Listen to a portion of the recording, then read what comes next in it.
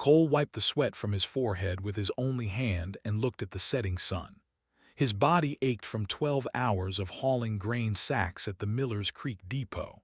The work paid little, but it was honest, and honest work was all he had left. He walked the dirt road toward his property, past fields that belonged to other families now. 3 years ago, this land had been his. 3 years ago, he had 2 arms, a farmhouse that his great-great-grandparents built, and a future. Now he had a rusted trailer sitting on scorched earth and memories that burned hotter than the fire that took everything. The evening air smelled like autumn. Cole breathed it in and tried not to think about the past. Thinking never helped. Working helped. Moving forward helped. Feeling sorry for himself did nothing but waste time. He rounded the bend in the road and stopped. A ship sat in the middle of his burned field. It was not a human ship. The design was curved and elegant, made of some silver metal that caught the dying sunlight like a mirror. Cole had seen alien vessels before, flying overhead since Earth joined the Galactic Concord 3 years ago, but he had never seen one land on his property. He approached slowly. His heart beat faster, but not from fear. Cole had stopped being afraid of things a long time ago. Fear required having something to lose. A door opened in the side of the ship, and a ramp extended to the ground. A figure walked down, and Cole felt his breath catch in his throat. She was tall, nearly 6 feet, with skin the color of polished silver. Her eyes were large and violet, glowing softly in the fading light. Instead of hair, long tendrils flowed from her head, moving gently like plants in water. She wore a simple white dress that seemed to float around her body. She was the most beautiful thing Cole had ever seen.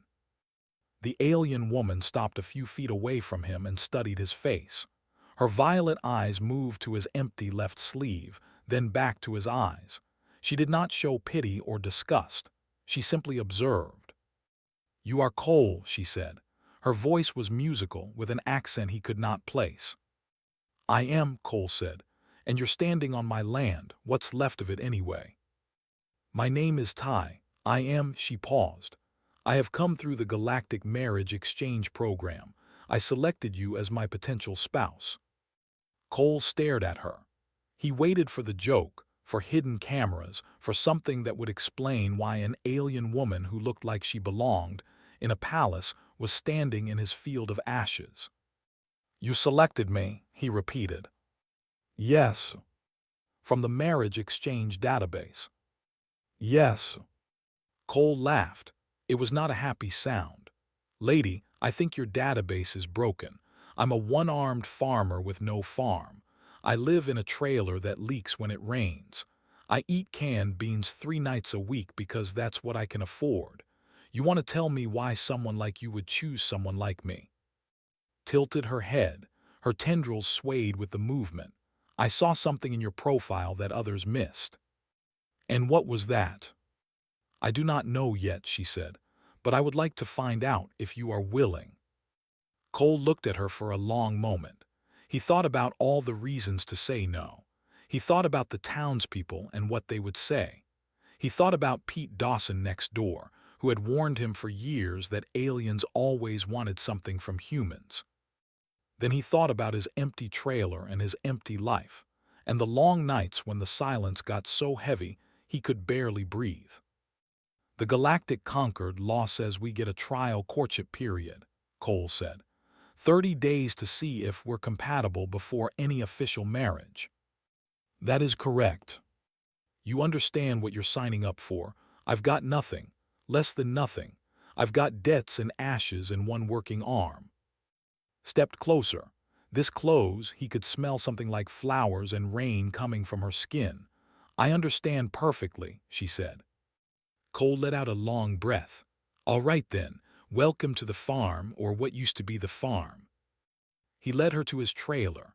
It was small and old, with rust spots on the walls and a door that did not close properly. Inside there was a narrow bed, a tiny kitchen, and barely enough room for one person, let alone 2. Looked around without any expression of disappointment. She simply nodded, and set down a small bag she had brought from her ship. "I will sleep here," she said, pointing to a thin mat on the floor. "That's not right. You take the bed, I'll take the floor." "I insist," said. Her tone made it clear the discussion was over. Word spread quickly through Miller's Creek. By the next morning, everyone knew that Cole had an alien woman living with him. Some people thought he was crazy. Some thought he was desperate. Pete Dawson came over to express his concerns directly. "You don't know anything about her, Cole," Pete said, his weathered face tight with worry. "These aliens, they've got their own reasons for everything. Nobody crosses half a galaxy just to marry a farmer with nothing." "Maybe she likes the view," Cole said flatly. Pete was not amused. "I'm serious, be careful, that's all I'm saying." Cole appreciated the concern, even if he did not share it. What was the worst that could happen? He had already lost everything once. Over the next few days proved to be a strange but helpful presence. She did not complain about the poor food or the cramped space. She asked questions about Earth, about farming, about Cole's life before the fire. She listened more than she talked. Cole noticed her communicator buzzing often. Each time, she would glance at it and ignore the call. When he asked about it, she changed the subject. One night, Cole woke up to find her gone from the trailer. He stepped outside and saw her standing in the moonlight near the foundation of his old farmhouse. Her hand was pressed against the scorched earth, and she was whispering something in her native language. He moved closer and saw that her violet eyes were wet with tears. He said softly. She looked up at him, startled. For a moment, her silver face showed something raw and painful. Then she composed herself. "I am sorry," she said. "I did not mean to wake you." "You didn't." Cole looked at the ruins beneath her hand. "Why are you crying?" Stood slowly. She wiped her eyes with the back of her hand. "Because I understand what it means to lose everything," she said. "And I know what it costs to keep going anyway." She walked past him back toward the trailer. Cole watched her go, then looked down at the ashes of his old life. For the first time in 3 years, he wondered if maybe he was not as alone as he thought. The days turned into weeks and became a part of Cole's routine. She woke early each morning and insisted on helping him with whatever work he had that day. She had never done physical labor in her life, and it showed. Her silver hands blistered from gripping tools. Her elegant body ached from bending and lifting. But she never complained and she never quit. Cole found himself teaching her things he had learned as a boy. How to read the soil. How to know when rain was coming by the smell of the wind. How to fix a broken fence with wire and patience. Absorbed everything like a child discovering a new world. "Why does this matter to you?" Cole asked her one afternoon. They were repairing a section of fence at the edge of his property, work that a neighbor was paying him to do. "You could be living in some palace somewhere. Instead, you're out here getting blisters and dirt under your fingernails." Looked at her hands. The blisters had started to heal, forming calluses. "Because this is real," she said. "Where I come from, nothing is real. Everything is politics and performance and pretending. Here, the work means something. The dirt means something, you mean something." Cole did not know what to say to that, so he said nothing. But something warm settled in his chest that he had not felt in a long time. The people of Miller's Creek were divided about the alien woman in their midst. Who owned the local diner was curious and friendly. She invited in for coffee and asked her questions about her. Pete Dawson remained suspicious but kept his distance. Others were less kind. One morning, Cole woke up to find words spray-painted on the side of his trailer. "Aliens go home." The red paint dripped like blood in the early light. Stood beside him and looked at the message. Her face showed no anger, only a quiet sadness. "I am sorry," she said. "This is because of me." "This is because some people are small," Cole said. "It's got nothing to do with you." They cleaned the paint together. It took most of the morning, and some of the red remained no matter how hard they scrubbed. Worked in silence, but Cole caught her glancing at him several times as if she was surprised by something. That evening, she told him a little more about herself. "I left because I was running away," she said. "They sat outside the trailer watching the stars come out. My family arranged a marriage for me, a lord named. He is powerful and wealthy, and he treats people like possessions. I refused the marriage, and my family would not support my choice, so I ran. To Earth, to me. The marriage exchange was my escape. Under galactic conquered law, if I enter a courtship with a citizen of another species, my previous betrothal is suspended until the courtship is resolved." Paused. "I am sorry if I used you. That was not my intention." Cole considered this. He thought about how he would feel if she had told him this from the start. He thought about all the times in his life people had judged him for his missing arm, his failed farm, his inability to move on from the fire. "Everyone's running from something," he said finally. "You're just running farther than most. I don't hold that against you." His violet eyes softened. "You are a strange man, Cole." "So I've been told." A few days later, a hologram appeared in the trailer without warning. Cole nearly fell off his chair when a tall male materialized in the middle of the room. The alien had the same silver skin but his eyes were cold, and his tendrils were pulled back tightly against his skull. "Emissary," said, her voice flat, "you are not welcome here." "I am not here for pleasure, Tai Air," the emissary said. His holographic form flickered slightly. "I am here to remind you of your responsibilities. Your family is concerned. Lord is concerned. This foolishness has gone on long enough. I have made my choice. You have delayed the inevitable." The emissary's eyes moved to Cole, dismissing him in a glance. "Your fortune belongs to the Tai dynasty. You cannot escape that, no matter how far you run or how low you sink." His tendrils flared outward, a sign of anger Cole had not seen before. "Leave," she said. The emissary smiled coldly and vanished. Cole waited until he was sure the hologram was gone. Then he turned to. "Your fortune," he said, would not meet his eyes. "I did not want to tell you. I was afraid it would change how you see me." "Tell me now." She took a deep breath. "My family owns the Tai shipping dynasty. We have trading vessels in every major system, mining operations on 12 worlds, banking interests that span half the galaxy."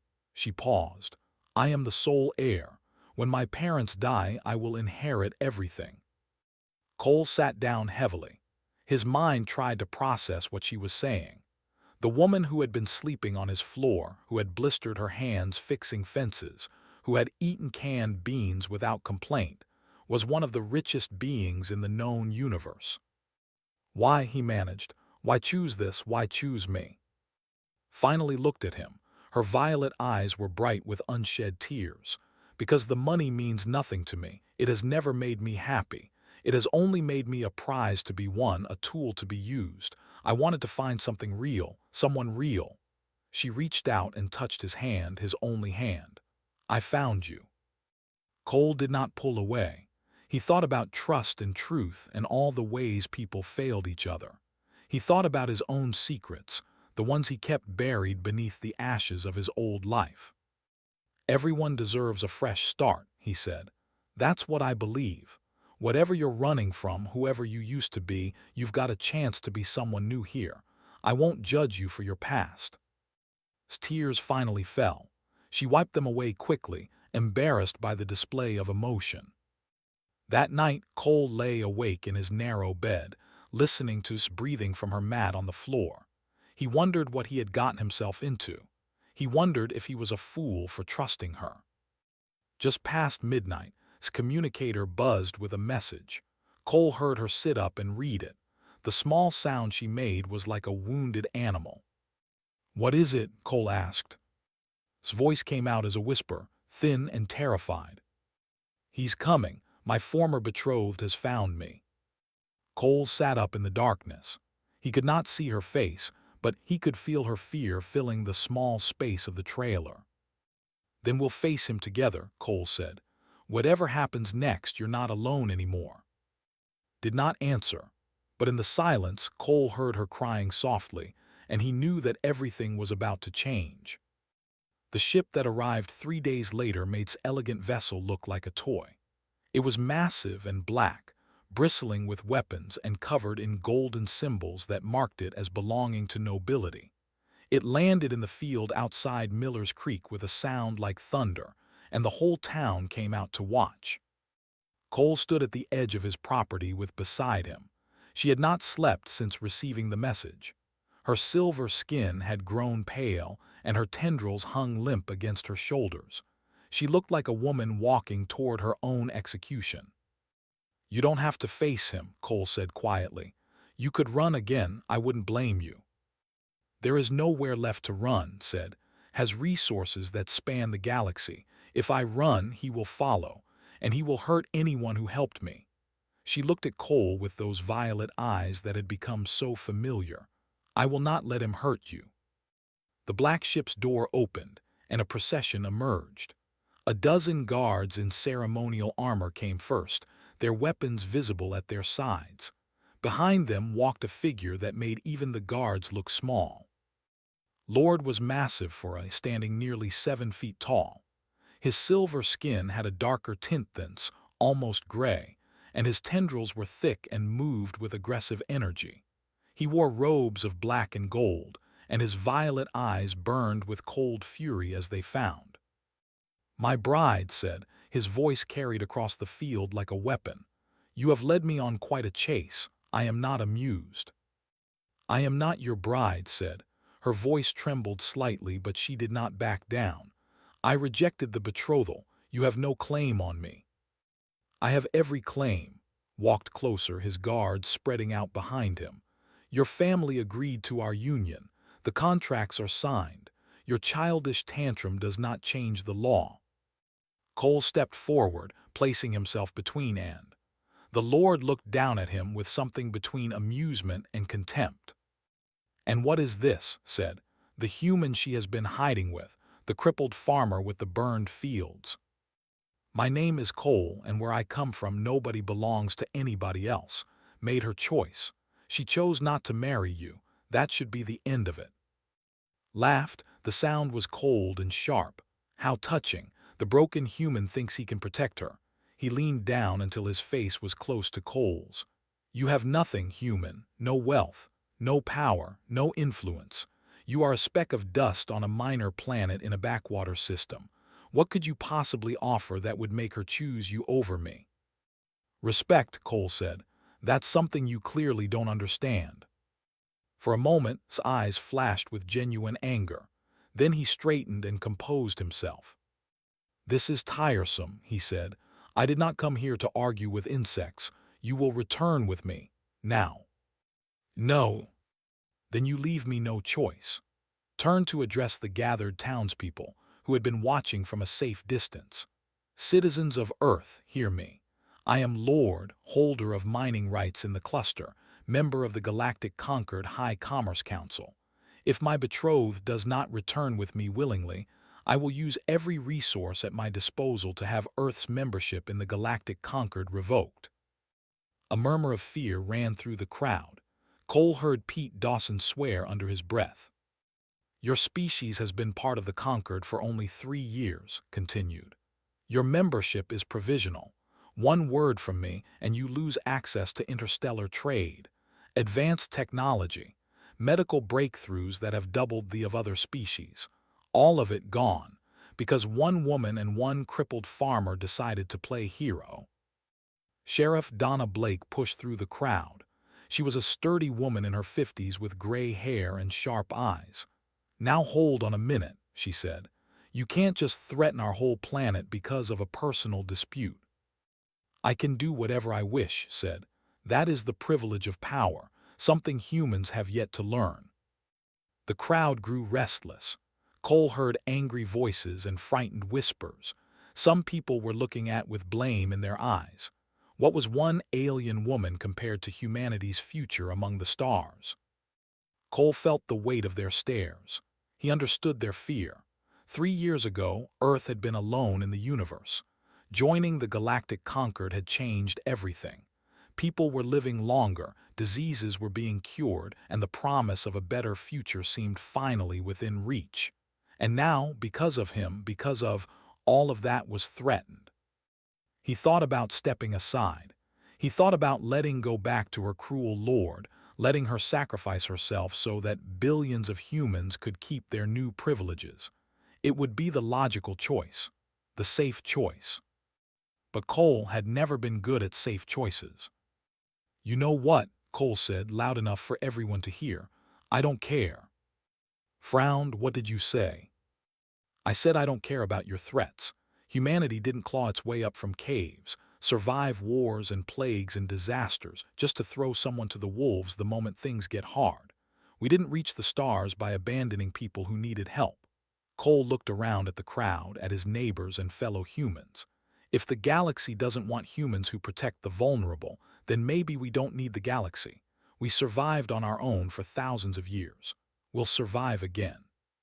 Silence fell over the field, stared at Cole with undisguised hatred. "You would doom your entire species for one woman you barely know." "I would stand up for what's right no matter the cost. That's what humans do. Maybe you should take notes." His tendrils writhed with fury. For a moment, Cole thought the alien lord might strike him down right there, but then stepped back and smiled coldly. "You have 3 days, human. 3 days to reconsider your foolish position. After that, I will return and I will take what is mine, along with everything else you hold dear." He turned and walked back toward his ship, his guards following in perfect formation. The massive black vessel rose into the sky with a roar and disappeared into the clouds. Cole let out a breath he did not know he had been holding. His legs felt weak, and his heart was pounding so hard he could hear it in his ears. Touched his shoulder. "You should not have done that," she whispered.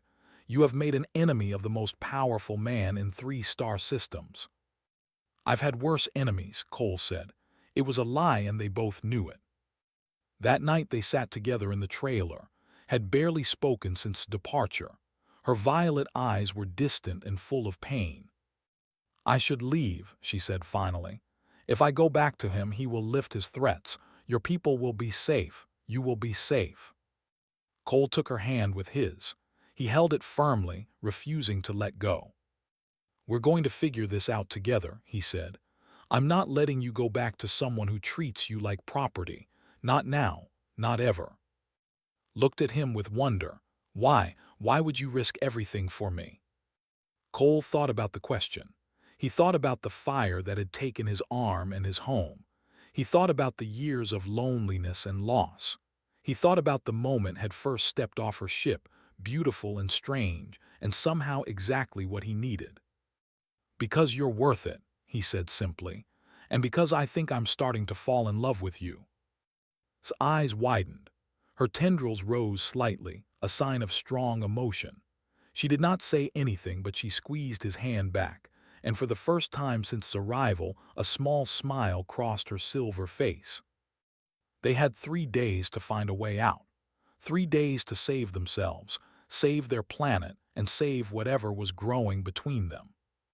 Cole did not know how they would do it, but he knew one thing for certain. He was not giving up without a fight. The morning after his visit, Cole woke up to find Pete Dawson sitting on a crate outside his trailer. The old man had a stack of data pads beside him and a look of determination on his weathered face. "Before I retired to this farm," Pete said without greeting, "I spent 30 years as a JAG lawyer in the Navy. I know my way around contracts and international law. Figured it's time I put those skills to use again." Cole stared at him. "I thought you didn't trust aliens." "I don't trust that alien," Pete said, pointing toward the sky where ship had disappeared. "But I've been watching these past weeks. She's got good in her, and nobody deserves to be treated like property, no matter what planet they're from." He picked up one of the data pads. "Now sit down and let me explain what I've found." Emerged from the trailer, and the 3 of them gathered around Pete's collection of research. The old lawyer had spent the entire night downloading Galactic Concord legal documents and studying marriage law. "Here's the thing," Pete said.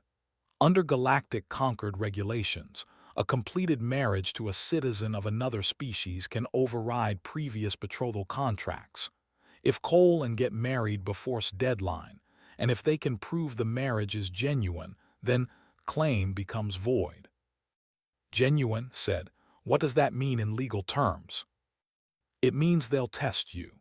A Galactic Concord arbiter will examine your relationship and determine if it's a real marriage or just a convenience arrangement.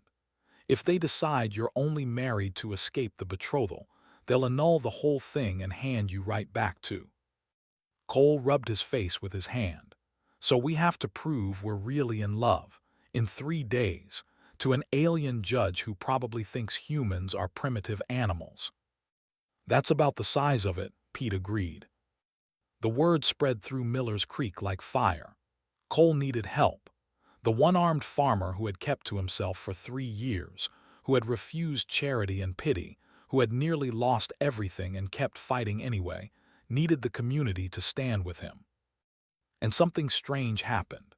The same people who had spray-painted "Aliens Go Home" on his trailer showed up at his door with food, organized a town meeting, and declared that anyone who wanted to help should come to her diner.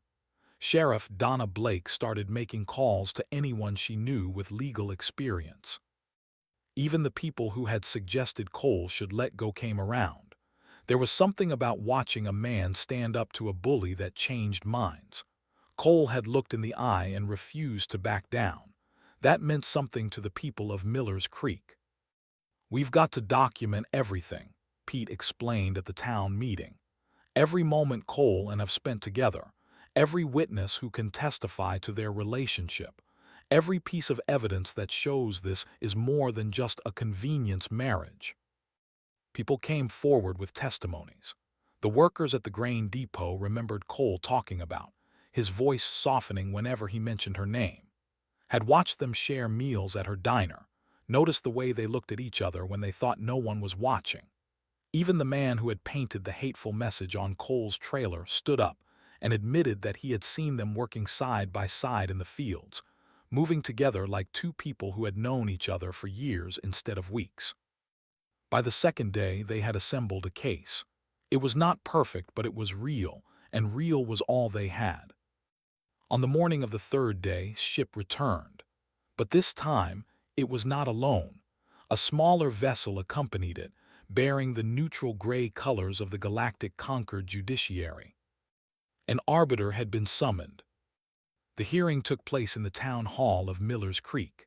The arbiter was a being Cole had never seen before, a tall creature with pale blue skin and 4 arms, wearing robes of silver and white.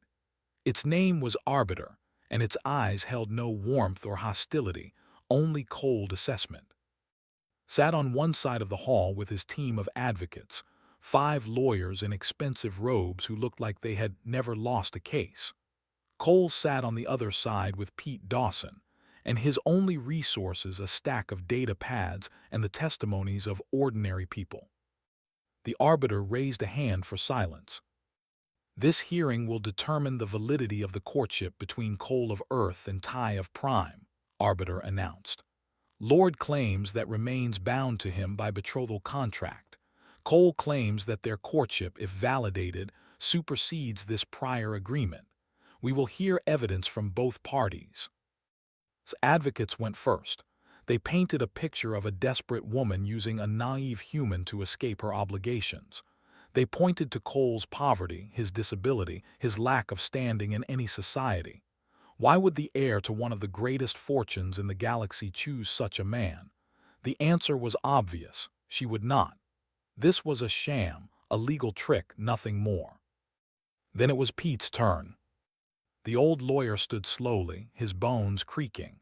He did not look like much compared to his team, but when he spoke, his voice was steady and clear. "What we have here," Pete said, "is a question of what makes a relationship real. Is it wealth? Is it power? Is it contracts signed by families who treat their children like bargaining chips?" He shook his head. "Or is it something simpler, Two people who choose each other. Two people who work together, struggle together, and find something worth holding on to. He presented the evidence, the testimonies, the recordings of Cole and in the fields, the small moments that ordinary people had witnessed, the looks and touches and words that could not be faked. When Pete finished, Arbiter turned its cold eyes to Cole. "Cole," the Arbiter said, "you are one human, disabled by your own species standards, with no wealth and no standing. Why would the heir to the TIE fortune genuinely choose you?" The hall fell silent. Every eye turned to Cole. He felt the weight of the moment pressing down on him, threatening to crush him. He stood slowly. He did not look at or the advocates or even the Arbiter. He looked at. "I don't know why she chose me," Cole said. "I've been asking myself that question since the day she landed on my burned field. I have nothing to offer her. No money, no power, no future that makes any sense." He paused and took a breath. "But I know what I feel. I know that when I wake up in the morning, the first thing I want to see is her face.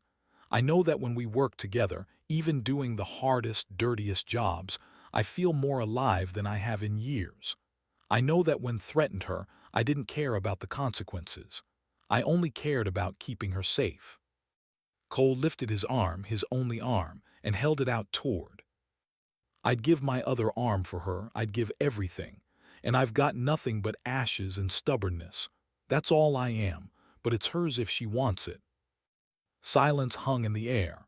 Eyes were wet with tears. Even some of the townspeople were wiping their faces. Advocates demanded to speak again, but Arbiter raised a hand for silence. "The Arbiter requires time to consider the evidence," announced. "A decision will be rendered tomorrow morning." The hall emptied slowly. Cole walked outside with Pete, his heart heavy with uncertainty. "That was good, Cole," Pete said quietly. "That was real." Cole nodded but said nothing. They had done everything they could. Now they could only wait. That night sat beside Cole outside the trailer. The stars were bright above them, and somewhere among those distant lights was her fortune, and the life she had run from. "There is something I need to tell you," she said, "before the Arbiter's decision. Whatever happens tomorrow, you deserve to know the real reason I came to Earth." Cole turned to look at her. In the starlight, she was beautiful and sad, and more real than anything he had ever known. "Tell me," he said, and began to speak. Spoke for a long time under the stars. She told Cole about her life on Prime, about growing up surrounded by wealth that felt like a prison. She told him about the servants who treated her like glass and the suitors who looked at her and saw only numbers. She told him about the loneliness that money could never cure. "My family's trading ships pass through your solar system," she said. "For years, I watched Earth from orbit. I studied your broadcasts, your history, your stories. I became fascinated by your species." "Why?" Cole asked. "We're not special. We're young compared to most spacefaring civilizations. We make wars over stupid things. We hurt each other for no reason." "Yes," agreed, "but you also do something no other species does. You lose everything and you keep going. You fall down and you get back up. You face impossible odds and you fight anyway." Her violet eyes found his in the darkness. "I fell in love with humanity before I ever met a human." She told him about the day she decided to flee. She had been searching the marriage exchange database for someone, anyone, who might give her a new life. And then she found Cole's profile. "A man who lost his arm pulling his younger sister from a burning house," said. "A man who could have taken the insurance money and started over somewhere else. Instead, he stayed on the ashes of his family's land and kept working, kept fighting, kept living." Cole felt something tighten in his chest. He had never told anyone the full story of the fire. How he had heard his sister screaming and run into the flames without thinking. How the burning beam had fallen on his arm and trapped him. How he had torn himself free, leaving flesh and bone behind, to drag his sister to safety. "How do you know about that?" he asked. "Your profile was detailed. I read everything, reached out and touched the empty sleeve where his left arm should have been. I did not want to rescue you, Cole. That is not why I came. I wanted to stand beside someone who understood what it means to endure, someone who knew how to keep going when everything was lost. Cole was silent for a long moment. The night wind blew across the field, carrying the smell of earth and growing things. And now, he asked, after everything that's happened, do you still feel the same? Smiled, the first real smile he had seen from her since arrived. Now I feel more, she said. Now I know I made the right choice. The next morning, the town hall was packed. Every resident of Miller's Creek had come to hear the arbiter's decision. Cole sat with and Pete at the same table as before, facing and his advocates across the room. Arbiter entered and took its seat. The blue-skinned judge showed no emotion as it opened a data pad and began to read. In the matter of versus Cole, regarding the betrothal claim on Ty, this arbiter has reached a decision. The room held its breath. The evidence presented shows that the courtship between Cole and Ty is genuine. Their bond has been witnessed by multiple parties and demonstrates the characteristics of authentic partnership under Galactic Concord marriage law. Therefore, the betrothal contract with Lord is ruled null and void. A cheer erupted from the townspeople. Cole felt grab his hand, her grip tight with relief. But the arbiter was not finished. Furthermore, continued, this arbiter finds that Lord's threats to revoke Earth's membership in the Galactic Concord constitute extortion under Section 47 of the Concord Charter. Lord will face formal sanctions from the High Commerce Council. His trading licenses in 3 systems are hereby suspended pending review. Rose from his seat, his face twisted with rage. This is an outrage. You cannot do this to me. Do you know who I am? I know exactly who you are, Arbiter said calmly. You are a man who believes power gives him the right to own people. The Galactic Concord disagrees. His advocates tried to calm him, but he shook them off. He pointed a trembling finger at Cole and, "This is not over," he hissed. "I will appeal. I will fight this with every resource I have." "That is your right," the Arbiter said. "But for now you will leave this planet, immediately." 2 Concord security officers appeared and escorted from the hall. His screams of protest echoed down the street until his ship lifted off and disappeared into the sky. The celebration that followed lasted for hours, opened her diner and served free food to everyone. Pete Dawson was treated like a hero, which embarrassed him greatly. Even Sheriff Donna Blake cracked a smile, something the townspeople claimed they had never seen before. But eventually, the crowds thinned, and Cole found themselves alone on his burned field, looking at the foundation of his old farmhouse. "I can access my fortune now," said. "The marriage is valid and has no more claim on me. We could build anything, Cole, an agricultural empire, research facilities. We could buy entire planets." Cole looked at the scorched earth beneath his feet. He thought about his great-great-grandparents who had settled this land. He thought about his parents who had worked it until the day they died. He thought about his sister, who had survived the fire but could not bear to look at the ashes anymore. "I want one thing," he said, "just one." "Name it." "Rebuild the farmhouse. Not a mansion or a palace, just the house, the barn, enough land to work with my own hand." He looked at her. "That's all I need. That's all I've ever needed." Studied him for a long moment, then she nodded. "On one condition," she said. "I want to learn to farm beside you, not as a wealthy heiress, as your partner, as your wife." Cole smiled. It felt strange on his face after so many years of not smiling. Deal. 1 year passed. The farmhouse stood again on the land. It was not exactly the same as the one that had burned. Some of the materials were designed to last for centuries, but the shape was right and the feeling was right, and when Cole walked through the front door each evening, he felt like he was coming home. Had learned to farm. Her silver skin had darkened slightly under Earth's sun, and her hands were rough with calluses. She complained sometimes about the early mornings and the endless work, but she never quit, and she never asked for an easier life. Pete Dawson sat on the porch most afternoons, arguing with a trader who had set up shop in Miller's Creek.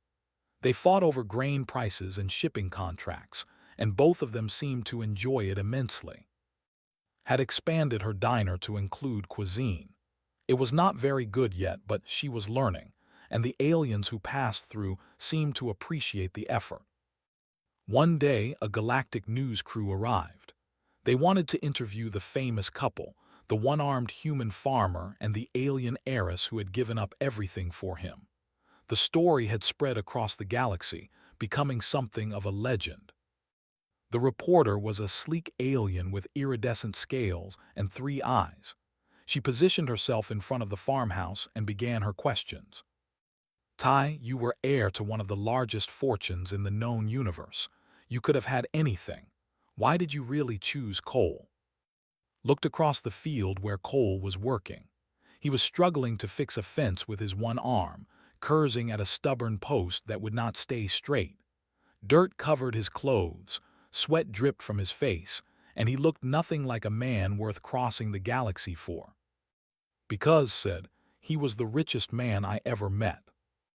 The reporter frowned in confusion and asked for clarification, but just smiled and walked toward the field to help her husband. Cole looked up as she approached. His face was tired and dirty, but when he saw her, he smiled the same way he had smiled on their wedding day. Fence giving you trouble? Asked. This fence is the most stubborn thing on the planet, Cole said, except maybe me. That is why I love you. Cole laughed and handed her a hammer. Together, they worked on the fence as the sun began to set. Above them, ships from 100 different worlds crossed the Nebraska sky. Somewhere out there was plotting his revenge, and the galaxy was full of dangers and wonders they had not yet discovered.